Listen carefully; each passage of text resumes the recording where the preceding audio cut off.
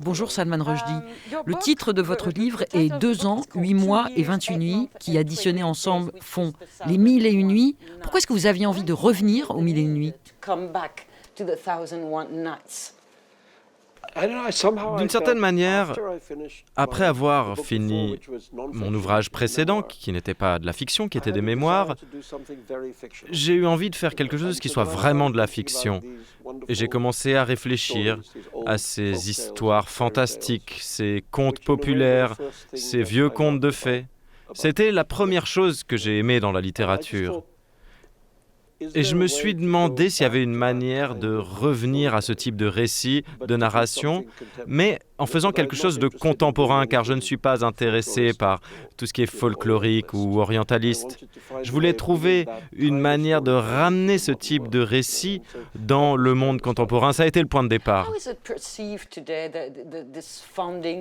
Quelle est la perception aujourd'hui de ce grand récit dans le monde occidental au XIXe siècle ? C'était un livre qui était considéré comme sulfureux, trop érotique.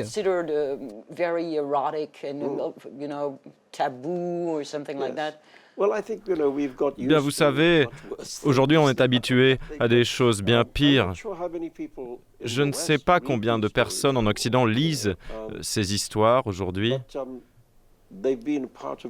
mais ces contes ont fait partie de ma vie depuis mon enfance. Ça a commencé par les histoires que me racontait mon père pour m'endormir. Lorsque j'ai grandi, j'ai pu les lire tout seul. Et ensuite, ce que je me dis, c'est qu'il y a un lien avec la tradition européenne. En France, ce qu'on appelle le surréalisme et qu'on appelle fabulisme ou réalisme magique ailleurs. En tout cas, une façon non réaliste de raconter des histoires. Il y a une très longue tradition en la matière. Et ce que j'ai voulu, c'est rassembler ces deux éléments. Et c'est comme ça que j'ai écrit ce que je qualifierais de conte sur New York. C'est un conte sur l'affrontement entre la raison et le sacré. Ce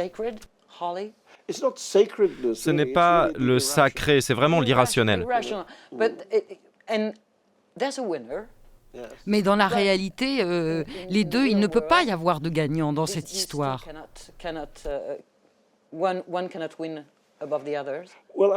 Bien, vous savez, la chose que je voulais suggérer, c'est qu'il s'agit d'une lutte éternelle, une lutte de pensée et une lutte qu'il y a à l'intérieur de chacun des êtres humains, car il y a toujours une partie de nous qui est rationnelle, qui réfléchit, et il y a une partie de nous qui est émotionnelle et irrationnelle. Et ce conflit existe à l'intérieur de nous également. Et je voulais suggérer que ce livre est une métaphore, pas seulement de ces conflits extérieurs entre les forces de la raison et les forces de l'obscurantisme, mais qu'il y a également une lutte interne à l'intérieur de nous entre ce qui est irrationnel et ce qui est rationnel. Ce sont deux personnages qui incarnent cette lutte. Il y a d'une part Ibn Rouge, que nous en France, on connaît sous le nom d'Averroès, et d'autre part Ghazali.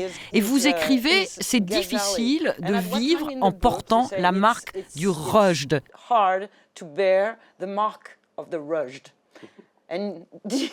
Est-ce que vous parlez de vous ? Oui, c'était juste une plaisanterie délibérée, une pointe d'autodérision.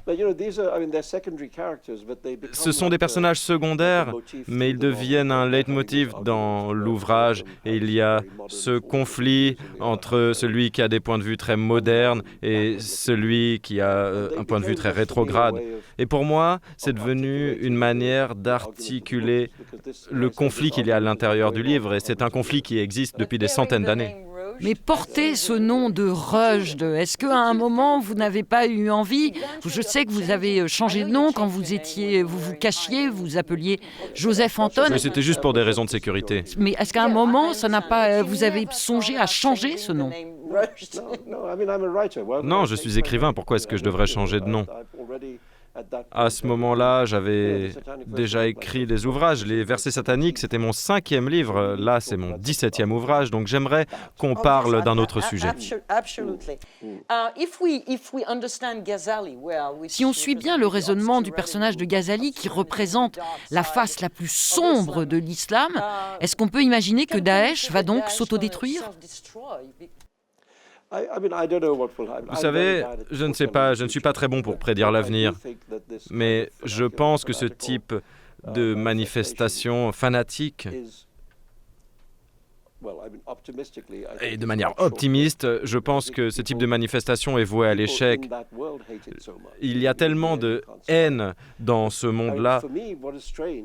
Et pour moi, ce qui est étrange, c'est que j'ai écrit ce livre, et dans ce livre, il y a donc cette guerre qui fait rage entre le monde de la raison et le monde de la déraison, le djinn obscur, géant, qui représente cet aspect irrationnel. Eh bien, quand j'écrivais cet ouvrage, il n'y avait pas cette guerre qui faisait rage. C'était avant. J'ai eu l'idée originale il y a 4-5 ans. Et à ce moment-là, le conflit que nous voyons tous dans l'actualité n'avait pas commencé. Et ce qui est très étrange dans le fait d'écrire ce livre, c'est de voir cette guerre que j'ai inventée se produire véritablement. C'est assez effrayant de voir quand un livre se réalise.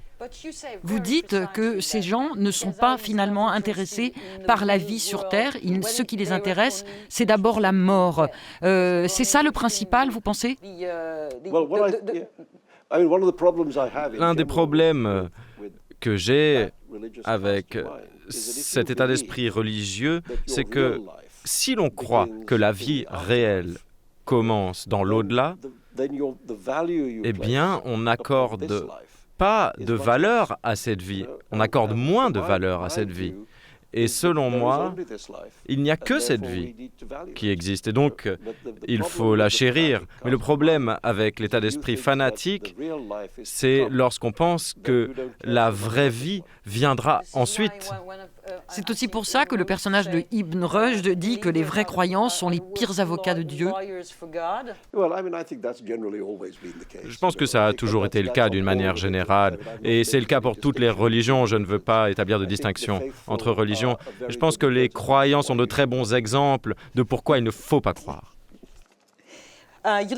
Vous vivez à New York depuis près de 20 ans maintenant. Presque 20 ans, oui. Un récent sondage, parmi beaucoup d'autres, donne 2 points d'avance à Trump. Qu'est-ce que vous en pensez ? Non, c'est un sondage erroné. Déjà, pour commencer, CNN a un comportement très étrange. Et CNN est très pro-Trump. CNN ? Oui, c'est le cas. Et c'est un sondage de CNN et c'est un sondage très suspect. Le problème, c'est qu'il reste encore 2 mois avant les élections. Si ces élections avaient lieu aujourd'hui, je pense que Trump perdrait assez largement. Mais 2 mois, c'est long. Et ça vous rend nerveux ? J'aimerais qu'elles aient lieu demain. J'aimerais qu'on soit déjà en novembre et qu'on en finisse. Oh yes. Vous parlez aussi de beaucoup de Bombay et vous évoquez un Bombay d'avant comme s'il y avait un Bombay d'aujourd'hui. Est-ce que vous parlez de ça en raison des attaques terroristes qui ont eu lieu à Bombay ?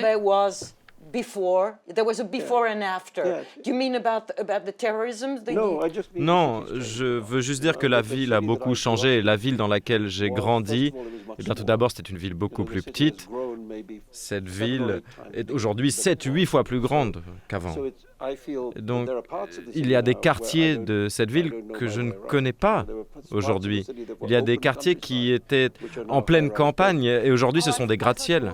Je croyais que vous faisiez allusion à la montée du BJP. Bien sûr, il y a aussi la vie dans la ville qui a beaucoup changé. Bombay était une ville très tolérante. Il y avait très peu d'incidents liés au communautarisme ou au sectarisme. Et les habitants de Bombay étaient très fiers de ça. Ces incidents avaient lieu dans d'autres régions du pays, mais pas à Bombay. Alors aujourd'hui, bien sûr, il y a ce type d'incident à Bombay et c'est un grand changement. C'est un changement en pire. Vous y retournez ? Oui, j'y retourne. C'est toujours un lieu très intéressant. C'est la grande métropole d'Inde. C'est un lieu fascinant à visiter. Mais il faut que je réapprenne cette ville parce que beaucoup de la ville que je connaissais, dans laquelle j'ai grandi, a changé. Mais est-ce que vous êtes inquiet par ce pays dans lequel aujourd'hui on persécute aussi des musulmans ? Eh bien, je n'aime pas le gouvernement. Je pense que c'est un gouvernement très effrayant. Mais une des choses que je voulais dire, et c'est ce qui se passe dans le roman, c'est Le personnage du jardinier Geronimo, eh bien, il vient de Bombay comme moi et il a le sentiment de ne pas pouvoir rentrer chez lui. Et ce n'est pas exactement la même chose que l'exil. C'est plutôt le fait que l'endroit qu'on a quitté a tellement changé qu'il n'existe plus, qu'on ne peut plus y retourner, et quand on y retourne, c'est un autre endroit en fait. Et j'ai également ce sentiment. Sur Bombay, c'est quelque chose que nous avons en commun, M. Geronimo et moi-même. Oui, vous êtes comme Suketu Mehta. Oui, avec mon cher ami qui a écrit un ouvrage magnifique sur Bombay. Mais c'est un sentiment que partagent beaucoup d'entre nous sur le passé, quel que soit le lieu où on a grandi. De nombreuses personnes vivent dans des endroits où ils n'ont pas grandi. Aujourd'hui, ils ont grandi quelque part et puis ils mènent leur vie adulte ailleurs. Et c'est parfois très difficile de revenir à ce monde de l'enfance parce que ce monde a changé. Et donc Geronimo a ce sentiment de perte qui est selon moi la perte de l'enfance à de nombreux égards. C'est pas seulement la perte de l'Inde, mais la perte de ses propres souvenirs.